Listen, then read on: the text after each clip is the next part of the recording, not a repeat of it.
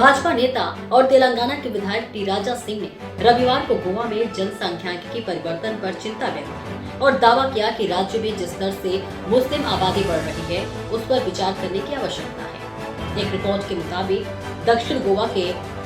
करचेरिन में विश्व हिंदू परिषद और बजरंग दल द्वारा आयोजित एक कार्यक्रम को संबोधित करते हुए हैदराबाद के गोशा महल निर्वाचन क्षेत्र से विधायक ने कहा कि गोवा में हिंदुओं की आबादी घट रही है और दावा किया कि जहां भी हिंदू आबादी कम हुई है वहां हिंदुओं का धर्मांतरण हुआ है। और इसी के साथ राजा सिंह ने गोवा के राज्यपाल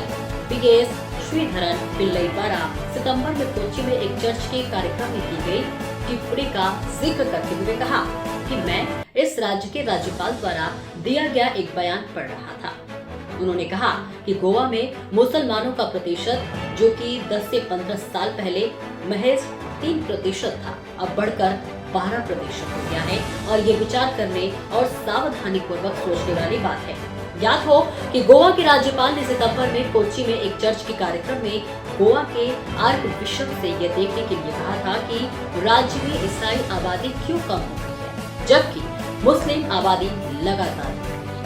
राजा सिंह ने दावा किया कि अगले 20 से 25 वर्षों में यदि हिंदू हम दो हमारे दो के सिद्धांत का पालन करेंगे तो उन्हें पाकिस्तान में हिंदुओं के समान ही अत्याचारों का सामना करना पड़ेगा। उन्होंने कहा कि अगर भारत में मुस्लिम आबादी बढ़ती रही और उनके सांसद 300 हैं तो प्रधानमंत्री किस समुदाय से होगा?